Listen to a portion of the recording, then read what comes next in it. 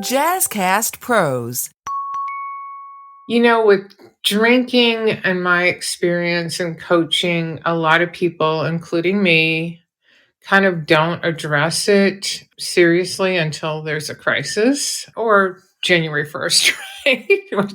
which I've done too. But for me, the crisis was COVID. But I did end up going into a coaching program that said, hey, try this for 90 days. And I'm like, gosh, I've never quit drinking for 90 days. I wonder what that feels like. So I joined the coaching program and my life transformed like it was nobody's business. I recognized that all of the things I learned in the program, God had already told me about. I just wasn't paying attention, right? How about that? Yeah.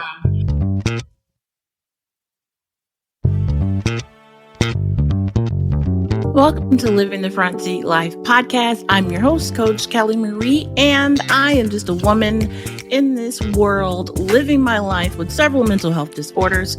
And I share my story on this journey of recovery, of all of the tools of therapy, of medication, all of the things that I have been through and implemented in this walk towards mental health wellness. And I encourage you to join the journey with me. So please like, subscribe, and share. If you hear something that you like, let someone else know and let me know. I'd love to hear from you. You can leave a comment right here on the format that you're listening to this podcast, or you can reach out to me at frontseatlife@gmail.com. Also on Instagram at thefrontseatlife. Now, I really enjoyed being able to talk with Roseanne because she speaks about her journey and how writing during her journey, writing about the process while she's in the process, really produced something that I think you would enjoy. I've ordered my own copy of the book and I'm in Buffalo in a snowstorm, so it won't be delivered anytime soon. But when it does get here, I'm looking forward to chronicling my own journey with kicking some habits that I have. So join me on this episode of Living the Front Seat Life podcast. If you've been thinking about starting a podcast and you want to include interviews with people across town, Riverside.fm offers unbelievable high-quality recordings regardless of your or your guest internet quality. And it also gives you separate audio and video tracks for each person speaking. It's high-tech, but easy to use. And unlike Zoom, you don't have to install anything on your computer, and your guests don't either. Riverside.fm is the leading platform to record studio-quality audio or video podcast. They even have a really cool video editor to help you make content for social media. Head over to riverside.fm and use promo code JazzyCast to get 60 free minutes of recording and 15% off a membership plan. The link is in the show notes. Now back to Living the Front Seat Life podcast on the Jazzcast Pros Network. So I recently had the opportunity to sit down with Ann Forte. Now, she has written a book called The Plans He Has for Me, and it chronicles her journey in kicking her habit of alcohol. I've been listening to a lot of your podcasts, and then where we really connect, I think, is I suffered from, depression during a really horrible marriage. And when it ended, I was diagnosed with major depressive disorder. And while I didn't commit suicide, and I listened to many of your suicide things, I definitely used to pray to God that he would take me off the earth. I went to a lot of psychologists and counselors, and I guess the thing I would like your listeners to know is I never admitted that I had a problem with alcohol, because I would just think they'd go, well, that's your problem. You need to go to AA. And I was like, not telling you that. Right. But when I gave up I did a lot of personal work, right? But when I gave up the alcohol, I also didn't need counseling anymore. And psychotherapy. So I just think that's an important thing for people that are what I call secretly suffering, thinking there's no other option. Your story resonates. I really had this epiphany that I wasn't really being authentic. and I wasn't sharing all the bits and pieces. And so you talking about the piece about alcohol, like going to therapy and doing all the work and learning all the tools and, all of the things that they teach you and you work to do. But there's a piece that you don't share. Like, is that piece the key? Like, is that piece the thing that needs to be worked on in order for all this other stuff to fall into place? Especially when it comes to therapy and acknowledging issues and problems, people don't feel comfortable telling strangers all their business. And so you go for the basic stuff and the really intimate things that we know God knows, because God knows everything, we keep to ourselves, or maybe we, we'll share with someone that won't, judge us, but that might be the one thing that needs to be addressed. So how did you get to having this awakening, knowing that you needed to address your drinking? I know that you did not consider yourself and do not consider yourself an alcoholic. Can you just talk about that journey, that process to get here? Yeah, I think, like many people, you kind of fall into the societal pressures and joys of drinking for a variety of reasons, whether it's fun, friendship, romanticism, stress, checking out of life. And I think the latter two really is probably where the real problems start happening, when you use it to, go to sleep or not deal with something or whatever. And then one day, you start noticing your health being affected, like losing weight. You start noticing your mental health deteriorating because you do all these mental gymnastics, like only on weekends, only after 5, only with other people, only on a holiday, only on vacation, right? But you never kind of follow through on that. And every time you don't keep your word, you lose confidence in yourself, right? For me, the crisis was COVID. In March of 2020, right before it was hitting the United States, I was like, I'm going to die if I don't address this problem, because alcohol depresses the lung function, it depresses Mm-hmm. your immune system. And I just quit cold turkey out of fear. Now, I do not think that would have lasted long. And so I joined the coaching program, and my life transformed like it was nobody's business, right? I had Wow. self-confidence, and I was joyful. I had lost weight. My blood pressure was down. I started exercising/walking. I had good habits. I developed a morning routine. I mean, just all these wonderful things. And I just, when you start comparing, do you want to go back to where you are? And I'm like, no, I was just too afraid to even, entertain that option. Life is just too good. And I ended up working for that company after, because I was just so incredibly jazzed about the transformation. And I ended up being an enrollment coach and client journey coach. So I got to talk to a lot of people, and a lot of them were Christians as well. Just lots of guilt and shame, and it really is a science-based approach. It's like more neurological habit-based. I mean, there's obviously a component of there's a substance, right? But once you detox your body from the substance, you're still dealing with a bad habit, right? And a neurological pathway that's pretty stubborn. I mean, if you just think about Romans 12:2, renewing your mind. I'm like, oh my gosh, that's exactly what neuroplasticity is, which is a new science on rewiring your brain. And so I just started documenting. The name of it is The Plans He Has for Me. And that was named because one point during my divorce and my depression diagnosis, I was reading that verse and going, you got to be kidding. Like, you have a plan for me, God? Like, Right. what could that be? But Right.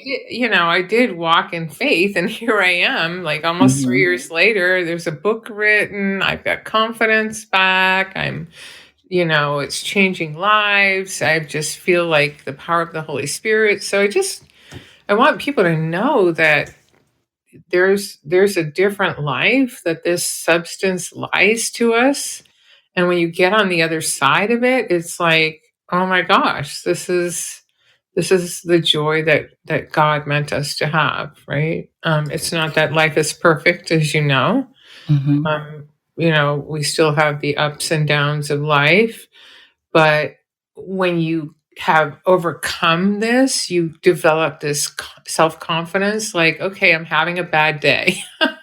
Or, like you talked about, just being aware of what's going on and aware of the funk or the place you're going to and just redirecting it. And that's another one of my absolute favorite verses, which is 2 Corinthians 10:5, which is basically capture your thoughts and make them obedient to Christ. So that when we start beating ourselves up and being bullies with ourselves, we go, that is not a godly thought, right? I gotta get rid of it. I muted myself because I wanted to make sure your voice is coming through clear. And so I'm over here. Yes. Yep. That's right. And you can't hear me say any of it. But Well, thanks I'm for with you. giving me the stage.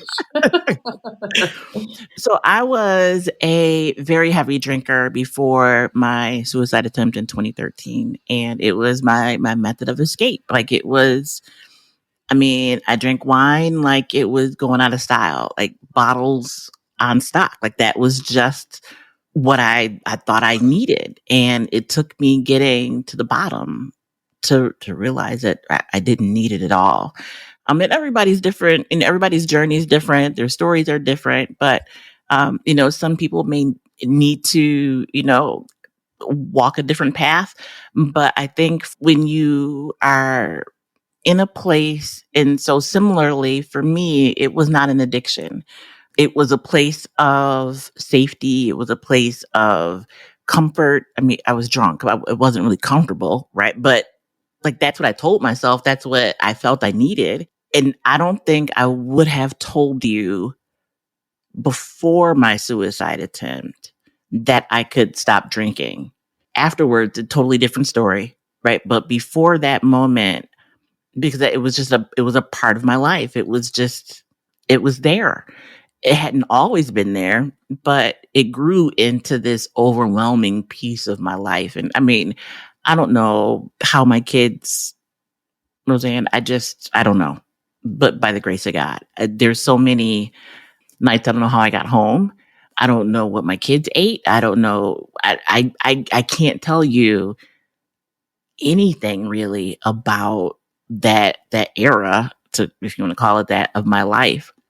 The alcohol just clouded my life. It just clouded everything. And that was coupled with depression and, having this borderline personality disorder diagnosis, which is just the body, the brain adapting to the trauma that it's been through. It's not that it's some, weird, the diagnosis sounds, I think, worse than Right. the actuality of what it is, but it's the body coping. It's the body reacting to trauma and all of the things.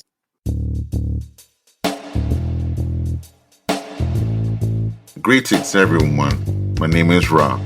Yes, I am the host of Father Torch. I would like to take this time to invite you in my discussions on very, very important topics of being a Black and brown father in today's society. Being a parent, the other parent, we face trials and tribulations too. We have worries, we have feelings. Here at Father Torch, we promote the advocacy of being the dad you wish you had. Join me at fathertorch.com. If you've been thinking about starting a podcast and you want to include interviews with people across town, Riverside.fm offers unbelievable high-quality recordings regardless of your or your guest internet quality. And it also gives you separate audio and video tracks for each person speaking. And unlike Zoom, you don't have to install anything on your computer, and your guests don't either. Head over to Riverside.fm and use promo code JazzyCast to get 60 free minutes of recording and 15% off a membership plan. I appreciate your journey and being able to identify with someone who was on this path and was like, this is not how I'm supposed to be living, right? This is just not for me. So when you decided to document your journey, were you thinking like, this is something I'm going to share with the world? Was it, a calling? Did you just feel led to, kind of put pen to paper? Was it for you that you were documenting? How did you get to that place? I really like that question only because I've just recently discovered the answer to it. Because, the plans he has for me, a lot of the things I do in coaching and in the devotional is, what God-given gifts do you have? Because you can't just take something out of your life, i.e. alcohol. What are you going to put back in? What have you always wanted to do? What did you give up, right? What have you put off and not done because this habit is taking so much time out of your life? And it occurred to me, and honestly, very recently, that I have always wanted to write a book. There were so many books in my life that I thought I was going to write, and I had names for them and I started outlines and I never did it. So when I started documenting this, yes, it was kind of like, I want to do a daily devotional.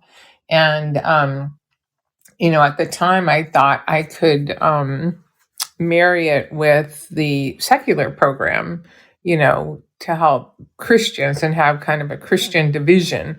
But, it just didn't end up that way. And I just felt like God calling me to really use this.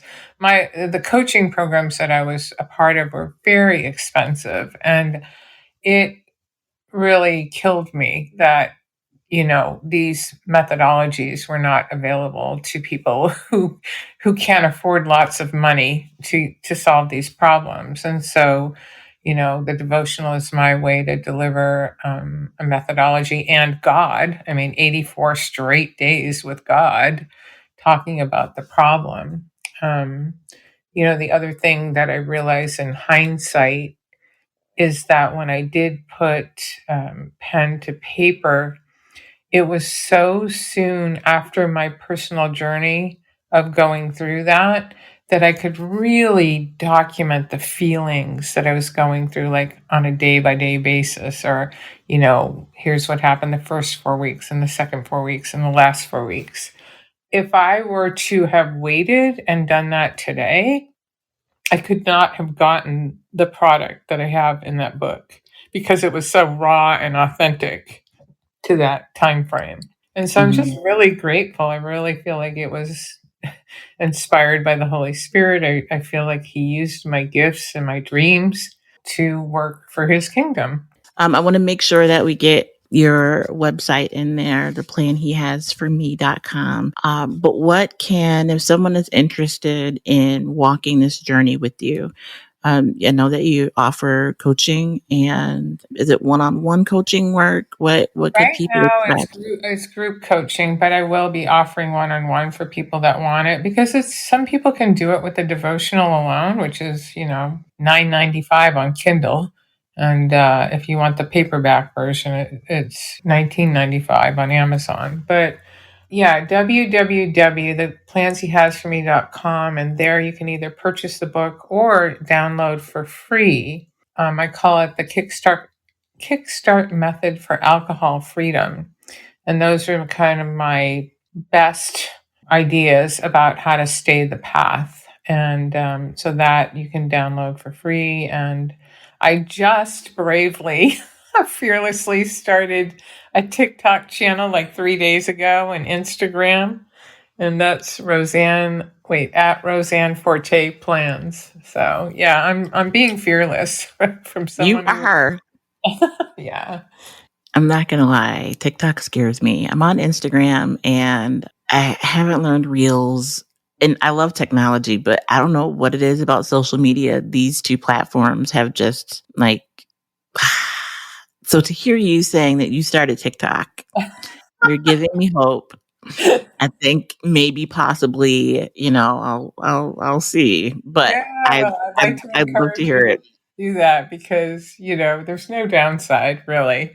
Mhm. And what my kids have been telling me I needed to do TikTok forever. And I actually went to a conference and I met a guy who wrote a book and very, very similar to me, just kind of hopeful. And he worked for TikTok. And I'm like, okay, Wow. now you're going to tell me how to do this. Okay. He inspired me. Now I'd like to inspire you. Thank you. And I am going to order the book. I believe that I replaced alcohol with sugar. Oh, me too. I did that too. And I just gave it up. Actually, it's funny. So, the reviews that I'm getting on Amazon, most of them Mhm. say, "Oh my gosh, this is good for all habits." And I think it is. But I just gave up sugar. I believe in community. And when you buy the book, you also get into a private Facebook group of, kind of like minded people. And Okay. I tried to give up sugar so many times. And you know what finally did it? In my coaching program, I said, you guys are giving up alcohol for 12 weeks. I'm giving up Mm. processed sugar. And it was that declaration and accountability that made me not go to Dunkin' Donuts when I missed my flight. Wow. It is there's something about declaring it and making yourself accountable. I've made it a couple days, a couple of times. Um, but I know it hurts my body. I actually did an episode on sugar a while back, and actually a couple episodes because this has been a long-standing issue. But people they are kind of like, oh, Kelly, please, it's just sugar. It's not that big of a deal. Come on, and it really is that big of a deal. Well, Um, Kelly, didn't to me it looked exactly like my alcohol habit. Exactly. I could feel my brain light up. I could feel the lack of control. It was bad. yeah. But now I'm telling you, I'm almost 6 weeks in and it's gone. And I really do view it the same as alcohol. Like there's nothing positive that's happening to my body by consuming that. And I care about my body. I care about my health. I care about my, you know, being obsessed with something, which I was. So Mhm. yeah, I would say declare it and forum that will keep you accountable. All right, I'm going to do it. I'm going to order the book first. I'm going to do that. And so if you are interested in learning more in starting a plan to be alcohol free, sugar free, habit free, check out her book. The plan he has for me. It's on Amazon. You can get the electronic Kindle version. You don't have to get the paper copy. I need paper in my life, so I'm ordering the book. And the website is theplanshehasporme.com. Any last minute takeaways? Anything you want folks to know? There really is hope on the other side of this. It's so hard to see, but you have to trust the process. And I'm there for you if you need it. So yeah, thank you for having me, Kelly I Marie. love it. I love it. Thank you so much. And I mean, this can easily be rebranding and going on a whole new journey, whole new path with breaking habits. It started with alcohol, but I mean, there's a life of habits that people have that need help. We need help breaking them. We need help Well, and that's breaking the the thing. cycle. I would, after having done this, I would suggest that every 12 weeks, and that's what I plan on doing. I'm gonna break one other habit, and I think getting one under your belt gives you confidence for the next one. Mhm. You and I both know that this is a game of of confidence, right, to get It through is. the difficult times. I cannot wait. The sugar thing it's been rough, and I can feel it in my body and how my body responds to it. It hurt. Like my body hurts when I eat a lot of Yeah. sugar. Yeah, and I'll just be honest. I mean, when I ate sugar, it wasn't a little bit of sugar. It was a bag of candy, right? Yeah. I tried not to let it disgust me because being guilty and shame, I just started looking at it like, Mm, oh, this is really interesting. I feel like crap, like you're saying, when I do it. I don't like the result. And it was difficult for the first month. I'm finally getting through it. And now, I already made it over Halloween without candy, right? But now I get to do Thanksgiving and Christmas. My 12 weeks ends on December 26th. Oh, wow. Oh, my Yeah. goodness. And so if I can make it through there, I don't know if I want to even dare pick it up again, because I Right. do finally feel better. And I would say get lots of fruit. Like I don't need the fruit Mhm. anymore, but when I first did, it's like bananas, pineapple, like anything. I do allow myself natural, like honey and maple syrup were the two things that I allowed because they're natural.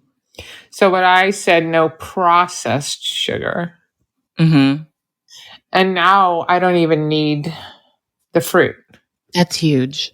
It is. So, And like, I am not adverse to vegetables. I love them. I can eat vegetables all day, but I'm going to couple that with party size bag of Skittles. Like it just, that Yep. is what it is. I gotcha. Yeah. I hear you. I feel you. I did it. Yeah. I feel like I'm for the first time ever on the other side of it. So. It gives me confidence to take the next thing off the table. Have you read Atomic Habits? No, I haven't. Yeah, it's about making small changes and them eventually being big. And so that's kind of my process right now is I'm going to do this and then I'm going to do processed bread other than maybe Ezekiel. I'm just going to take it off the table every 12 weeks because it's about playing the long game. We just try and change everything all at once and it's overwhelming. And not realistic. I mean, it just doesn't work that way. Like one of the paragraphs I was reading, and you talk about like being on autopilot and how the brain works and how we're built to, build in habits. How do you get from work to home and you're not really paying attention to where you're driving, or, like me being on autopilot, besides the grace of God, get me home, but, still knowing the directions to go without having to really think about it. The brain needs order, it needs structure, and I'm going to give mine some more. Yeah, well, keep in touch and let me know. I will. I will. Hey, if you like this episode, check out Getting Real with Bossy, where we chat about what it's like to be a woman business owner. You'll hear interviews with women who are doing what it takes to succeed and the reality of what that looks like. We cover all the topics, figuring out the rules and regulations, navigating business partnerships, even if that's your spouse, motherhood while running a business, working within your values, and all the ups and downs of being the boss. Are you ready to get real? Pop over to our podcast, Getting Real with Bossy. Roseanne, thank you so much. I enjoyed our time together, and I cannot wait for people to be able to listen to your journey, to be able to go through your devotional, go through the book, and walk their own journey in quitting a habit of their choice. If you're interested in learning more about Roseann Forte's journey, her story, and ordering her 12-week daily devotional, you can find out more about her at theplansheHasForMe.com. Until the next time, if you are in crisis, please dial 911 or head to your nearest emergency room. If you need someone to talk to, dial 988 on your phone. It is the number for the crisis prevention line. And if you're looking for resources, you need someone to talk to ask some questions of how to find some information, you can always dial 211 or go to 211 in your browser. Thank you for just being with me on this journey. Yeah, it's been really impactful. And I just, next week I'll have a story to tell you. But until then, be the light.